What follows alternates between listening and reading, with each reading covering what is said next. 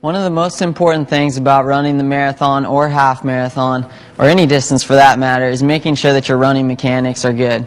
In this section, we're going to take a closer look at how I've changed my running mechanics to be just a little bit better, but it's actually played out into minutes during the course of a marathon.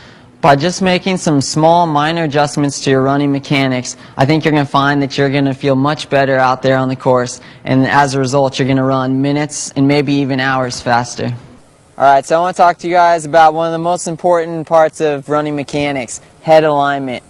So what's important about head alignment is where your head goes, your body's going to follow, right? It sounds obvious, but it's really true when it comes to running. And a lot of people don't really think about what they do with their head while they're out there running.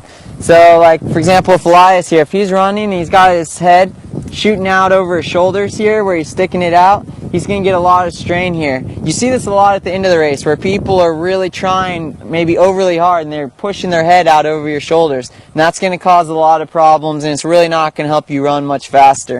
In fact, it's just going to mess up your neck. So you want to make sure your chin is nice right over your chest and shoulders. And then you don't want it falling back either. So that's just going to result in a lot of neck problems and a lot of back issues in your running career, which will not be good. So again, head just straight over your shoulders, not tilted to the left, not to the right, just straight over your shoulders. And another thing you want to think about, probably the most important part about your head alignment, is keeping your face nice and relaxed. So like as we're jogging along here, you can actually learn a lot from watching the sprinters. As they're running down the track, you see their face and their muscles just bouncing. They're just very relaxed. And you think that makes a big difference for a sprinter, it makes even bigger difference for us.